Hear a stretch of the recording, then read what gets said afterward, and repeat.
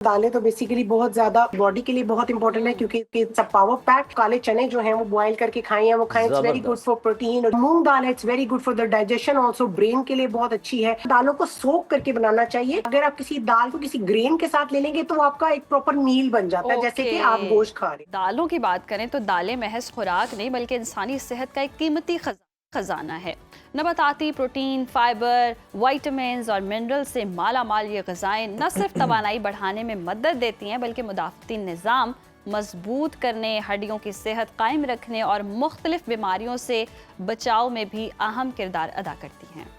आज 10 फरवरी है और वर्ल्ड पल्सेस डे के मौके पर हम ये जानेंगे कि दालें किस तरह गोश्त का नेमुल बदल हो सकती हैं, मुख्तलिफ दालों के मुनफरिद फ़वाइद क्या होते हैं और दालें वज़न कम करने, ज़ियाबीतस के इंतज़ाम और कैंसर के ख़तरात को कम करने में हेल्पफुल हो सकती हैं। हमारे साथ मौजूद हैं न्यूट्रिशनिस्ट नाज़िया बारी साहिबा। Nazia, good morning, welcome to Suno Pakistan. सबसे पहले तो हमें ये बताएं कि हमारी डाइट के अंदर दालों की इंपॉर्टेंस क्या है और हमारी बॉडी के लिए किस हद तक ये बेनिफिशियल है। सॉरी, मैंने दूसरा क्वेश्चन आपका आई कुडंट गेट यू। किसके लिए इंपॉर्टेंस है? सॉरी, हमारी बॉडी के लिए दालों की क्या इंपॉर्टेंस है? हाँ, ओके। दालों की इंपॉर्टेंस देखिए, जितनी भी फूड है इन सबकी इंपॉर्टेंस है। और दालें तो बेसिकली बहुत ज़्यादा जिसकी हम कहते हैं कि आपको ये प्रोटीन उतना इक्वलेंट देती हैं मीट के। बिल्कुल इक्वलेंट नहीं आप कह सकते, बट ऑफ कोर्स जो लोग प्लांट बेस्ड डाइट लेते हैं उनके लिए इट्स वेरी इंपॉर्टेंट, क्योंकि ये वेजिटेरियंस के लिए बहुत इंपॉर्टेंट है और वैसे भी आपकी बॉडी के लिए बहुत इंपॉर्टेंट है क्योंकि इट्स अ पावर पैक। इसमें वाइटल्स होते हैं सारे आपके, जो बी विटामिन होते हैं, इसमें पोटेशियम, मैग्नीशियम, जिंक, इसमें प्रोटीन, इसमें ये सब चीज़ें होती हैं, तो it's very important of course. सही, ज़बरदस्त। दालें बहुत इंपॉर्टेंट होती हैं। और नाज़िया, मैं आपको कॉम्प्लीमेंट ये देना चाहूँगी कि आप बहुत खूबसूरत लग रही हैं और बड़ा कूल स्टाइल लग रहा है। ये चश्मा बहुत ज़बरदस्त लग रहा है, कोई नया ट्रेंड आ गया मुझे। नहीं, ये शुरू से ही है। वो अभी मौसम आज दुबई का थोड़ा बेहतर है तो इसलिए लाइट नहीं पड़ी आंखों में। आज बहुत अच्छा मौसम है दुबई का। आप लोगों ने तो हमें बसंत पे बुलाया नहीं, तो हमने कहा यहाँ पे डाल डे पे बुला लिया। ऑलवेज इनवाइटेड, दोबारा से आने वाली है। फेज आ रहा है तो हम आपको अभी से इनवाइट कर रहे हैं। हमारे साथ मनानी है। चलिए बैक टू द टॉपिक। अच्छा नाज़िया, दालें हम देखते हैं कि गोश्त का ऑल्टरनेट समझी जाती हैं। क्यों समझी जाती हैं और दाल और गोश्त को एक साथ खाना सेहत के लिए क्या फायदेमंद है या नुकसानदेह? ये ऑल्टरनेट नहीं कहना चाहिए, हम किसी चीज को कंपेयर नहीं कर सकते। हर चीज की एक अपनी जगह है, जैसे इंसानों की हर चीज की एक अपनी जगह, हर फूड की एक अपनी जगह है। यस, इट इज हम उसको ये कह सकते हैं उसमें सिमिलैरिटीज हैं बहुत ज्यादा कि प्रोटीन है, लेकिन उनमें कार्ब्स भी आ जाता है जो कि कॉम्प्लेक्स कार्ब है, जो हेल्थ के लिए बुरा नहीं है, बट इट्स कार्ब ऑल्सो। लेकिन अगर आप दाल और गोश्त दोनों को इकट्ठा लेते हैं तो it's not harmful in terms of any disease. Yes, it could be problematic for your digestion, क्योंकि आपकी उसमें डाइजेशन, क्योंकि दोनों चीजें में प्रोटीन है, हेवी है, तो उसमें डाइजेस्टिव प्रॉब्लम हो सकता है। और वैसे कोई प्रॉब्लम नहीं होता, इसलिए बेटर है कि अगर आपने लेना है, वैसे पर्सनली मेरा दाल गोश्त बहुत फेवरेट है, लेकिन अगर आपने लेना है तो दाल सेपरेट ले लें और जो है वो गोश्त वगैरह सेपरेट। नाज़िया, ये आप क्या बात कर रही हैं? ये तो बट बरादरी की बड़ी फेवरेट और मरगूब ग़िज़ा है। वो तो वो तो इस पे फौरन कमेंट करेंगे कि ये आपने क्या बैन लगा दिया है, हम तो दाल गोश्त के दीवाने हैं। नहीं, खा लें, लेकिन क्वांटिटी में खा लेना। हमारा प्रॉब्लम ये है, हम खाने भी आते हैं तो फिर हम बहुत खा लेते हैं, थोड़ी थोड़ी करके खाएं। किसी किसी दिन खा लें, किसी दिन खा लें। अच्छा नाज़िया, हम देखते हैं कि मूंग दाल, चना, मसूर, माश और ये जो लोबिया, हर दाल के मुनफरिद जो है वो ग़िज़ाई फ़वाइद भी हैं। तो कौन सी दाल आपकी फेवरेट है जो लगे कि ये बेस्ट है और ये खानी चाहिए, डाइट का पार्ट होनी ही चाहिए, मस्ट? देखिए, दालें सारी बहुत अच्छी हैं। इसमें कुछ में जैसे हम अगर जैसे जिम की मैं बात करती हूँ, मेरे पास कुछ क्लाइंट्स आते हैं जो जिम में जाते हैं और वो वेज हैं, तो मैं उनको कहती हूँ कि आप काले चने जो हैं वो बॉईल करके खाएं या वो खाएं, it's very good for protein और जिम के लिए। इसी तरह मसूर दाल है, उसमें जो है वो उसमें अलग है।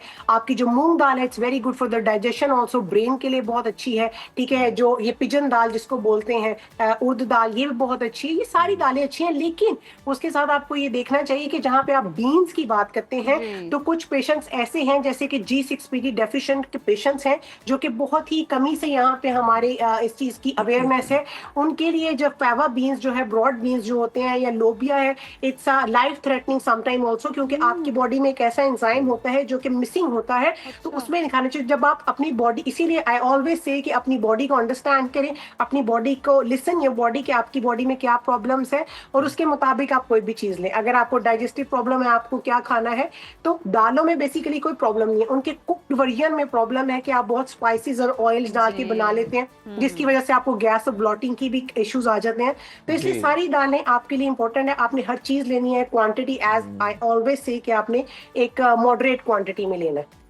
बिल्कुल नाजिया, और दाल माश की अगर हम बात कर लें तो उसे जितनी वो महंगी होगी, दालें बदमाश भी कहा जाता है अब तो। अगर उसकी बात करें तो ये केपी वाली साइड पे ये बहुत ज़्यादा खाई जाती है, पश्तून बरादरी की बड़ी मरगूब है, लोबिया हो गया और ये दाल माश हो गई, लेकिन कहते हैं कि ये बहुत ज़्यादा खाने से आपको और मसाइल भी हो सकते हैं, तो इसकी वजह क्या होती है और कितनी आपको, अगर आप एक मंथ में ले रहे हैं तो आपको कितनी बार ले लेनी चाहिए? देखिए, मैंने आपको वही बोला कि दाल इटसेल्फ हार्मफुल नहीं है, आपकी बॉडी का डाइजेशन सिस्टम जो है वो उसमें है या आपकी गट हेल्थ में प्रॉब्लम है। कुछ दालें ऐसी हैं क्योंकि हम बहुत ज्यादा, हम लोग गोश्तखोर हैं, तो हम लोग की दालें इतनी फ्रीक्वेंटली खाते नहीं है। जब आप फ्रीक्वेंटली दालें खाना शुरू कर देते हैं तो आपकी बॉडी उसको अडाप्ट करना शुरू कर देती है, तो आपको इतनी ब्लोटिंग और प्रॉब्लम नहीं करती। और दूसरी बात ये, अगर आप दालों में थोड़ा जिंजर डाल के बनाएं तो उनकी चीजें जो है उनकी वो थोड़ी चेंज हो जाती हैं, बेटर हो जाती हैं। इसके अलावा दालों को सोक करके बनाना चाहिए। हालांकि दालों के गलने में प्रॉब्लम नहीं होती, लेकिन सोक करके आपके कुछ इंग्रेडिएंट्स जो हैं अननेसेसरी वो निकल जाते हैं, जिसकी वजह से आपका ब्लोटिंग और डाइजेशन सिस्टम जो है वो ठीक रहता है, आपकी गट हेल्थ ठीक होती है। स्लोली स्लोली जब आप दालें खाना शुरू करते हैं तो आपकी बॉडी उसको अडॉप्ट कर लेती है। आपको मेरा ख्याल है वीक में 2 से 3 बार अगर आप दाल लेते हैं, कुछ लोग डेली भी लेते हैं थोड़ी क्वांटिटी में, तो आप ले सकते हैं। दाल कोई ऐसी चीज नहीं है कि जिसको आपने, वरना नाज़िया कॉन्सेप्ट ये बना हुआ है कि ये जो जेलों की खुराक है दाल रोटी पे गुजारा करें, दाल को बहुत मामूली समझा जाता है, उस तरह से दाल को कंसीडर ही नहीं किया। जिस दिन दाल बन गई उस दिन मुंह ही बना रहता है घर में तो ये जो दाल, नहीं, हमें तो यहाँ मांसाहार बहुत मुश्किल से मिलती है, बड़ी दूर जाके खानी पड़ती है। अच्छा, मुझे तो बहुत पसंद है। नहीं, यूजुअली चना दाल के बारे में कहा जाता है कि वो ये तो रोटी के साथ, तो ये जो दाल और रोटी का कॉन्सेप्ट है कि दाल के साथ रोटी खाना बड़ा मुश्किल हो जाता है, तो कुछ लोग ऐसे भी है कि दाल ही सिर्फ खाते हैं रोटी के बगैर। कराची में दलीम खाई जाती है, नान नहीं साथ खाते, तो वो ठीक है अगर रोटी के बगैर भी आप खा रहे हैं? देखिए, कोई चीज आप खा रहे हैं अगर आप प्रॉपर ले रहे हैं, लेकिन ये है कि अगर आप किसी दाल को किसी ग्रेन के साथ ले लेंगे तो वो आपका एक प्रॉपर मील बन जाता है। जैसे कि आप गोश्त खा रहे हैं तो उसमें जो थोड़ी बहुत न्यूट्रिशन कम रह जाते हैं, वो आप जब किसी ग्रेन के साथ लेते हैं तो वो आपको कंप्लीट कर देता है आपका वो फूड ना। तो इसी तरह जब आप रोटी के साथ खाते हैं, चावलों के साथ खाते हैं, वो एक ग्रेन है, ग्रेन के साथ आप दाल मिक्स करते हैं तो वो आपका प्रॉपर एक मील बन जाता है। लेकिन ऑलवेज मैं ये कहती हूँ कि रोटी जो है वो आपको थोड़ी कम मिकदार में लेनी चाहिए। आप ब्राउन आटे की रोटी ले लें, आप मल्टीग्रेन की ले लें, आप भूरे वाले आटे की ले लें, ये मैदे वगैरह में ना जाए, बाकी चीजों की आप लें, it's good for health also. सीधी साइज रोटी आपको कुछ नहीं कहती अगर आप सीधी साइज रोटी लेते हैं। बिल्कुल सीधी साइज ही रोटी होनी चाहिए। नाज़िया, हमें ये भी बताएं कि वजन कम करने के लिए दालों को रोजमर्रा ग़िज़ा में कैसे शामिल किया जाए और किस तरह ये हेल्पफुल हो सकती हैं जो लोग वेट लॉस करना चाहते हैं? दालों को सबसे पहले तो आपने ये कि आपने सोक करके लेना। दूसरी बात ये कि आपने प्रॉपर कुक करके लेना, उसको अनकुक नहीं खाना क्योंकि उससे डाइजेशन प्रॉब्लम होती है। तीसरी बात ये कि आपने बहुत ज्यादा क्वांटिटी में नहीं लेना। चौथी बात ये कि आपने उसको फर्स्ट हाफ में लेना है क्योंकि इसमें कार्ब्स होते हैं, even it's a complex carb, ये बॉडी के लिए बुरे नहीं होते बट कार्ब्स आर कार्ब्स। तो सेकेंड हाफ में जो है वो आपकी बॉडी जो है स्लो डाउन हुई होती है, मेटाबॉलिज्म स्लो डाउन होता है, जिसकी वजह से आपकी जो डाइजेशन इतनी नहीं होती और वेट गेन्स होते हैं। तो इसलिए आपने कम क्वांटिटी में लेनी है बट लेनी है फॉर द वेट मैनेजमेंट। अच्छा नाज़िया बारी साहिबा, ये भी बताइएगा, कहीं ना कहीं इतलात हमें ये भी सुनने को मिलती हैं कि जी कैंसर का ख़तरा हो जाता है, क्या दालों का बाकायदा इस्तेमाल करें तो कोई ऐसे ख़तरात मौजूद हैं? नहीं, कैंसर का तो बल्कि खतरा नहीं होता। दालें तो एंटीऑक्सीडेंट होती हैं, तो अगर आप एंटीऑक्सीडेंट होती हैं, आपकी बॉडी में इन्फ्लेमेशन रिस्क कम होता है। तो जब आपका इन्फ्लेमेशन कम होता है तो आपका कैंसर का खतरा भी कम होता है। ये देखिए, ये सिर्फ दाल कोई मैजिकल चीज नहीं है, आपका lifestyle matters a lot with food, right. जब तक आपका लाइफस्टाइल ठीक नहीं होगा, आप चांद पे भी चले जाएंगे, आप बीमार रहेंगे। तो इसलिए आपको अपने लाइफस्टाइल के ऊपर, अपनी फूड के ऊपर प्रॉपर तवज्जो देनी है, अपने ऊपर देनी है, विच इज जब हमारा एंड पॉइंट हमेशा यही आता है कि आपको अपने लिए टाइम देना है, अपने लिए सेंसिबल होना, दैट्स ऑल। अच्छा नाज़िया, आपने हमें बताया था आप कुकिंग भी बहुत अच्छी करती हैं, तो ज़रा ये भी टिप दे दें कि जो बच्चे दाल को देख के मुंह बनाते हैं, दालें नहीं खाते, हालांकि हमारी माएँ तो हमें ये जब हम नहीं खाते थे तो हमें इस तरह की पुरानी दादियाँ मुहावरे सुनाया करती होती थी, दाल जड़ी निभे नाल, यानी वो आपके साथ चलेगी, आपको फ़ायदा देगी। तो जो लोग नहीं खाते वो किस तरह से बड़ी मज़ेदार रेसिपी बना सकते हैं किस दाल के साथ, ताकि बच्चों को भी हम इसकी तरफ लगा सकें जो इसे देख के थोड़ा सा नागवारी का इजहार करता है? आजकल तो आप देखें ना कि मौसम इतना अच्छा, तो दाल के हलवे बन रहे हैं। ओह, ठीक है, दाल के हलवे बन जाते हैं। yes. फिर कुछ लोग रोटी में आटे में मिक्स करके, आप दाल मैश करके आटे में मिक्स करके दाल बना दें, बच्चों को पता नहीं चलेगी। दाल के डोसा टाइप, पराठा टाइप बना दें, तो उससे आप वो उसकी पैनकेक टाइप बना दें, उसमें आपको बच्चों को इतनी दाल पता नहीं चलेगी। हाँ, अगर बच्चे बहुत ही तेज हैं आजकल के जेनजीज जो हैं, उनको शायद पता चल गया, हमें तो नहीं पता चलती थी। ऐसे ही है, बच्चे बहुत तेज हो चुके हैं जी। अच्छा, लास्टली ये बता दें नाज़िया क्विकली कि दालें यूरिक एसिड बढ़ाती हैं या नहीं? देखिए, वही बात आपको बता रही हूँ कि दालों से नॉर्मली ऐसे यूरिक एसिड शूट आउट नहीं होता।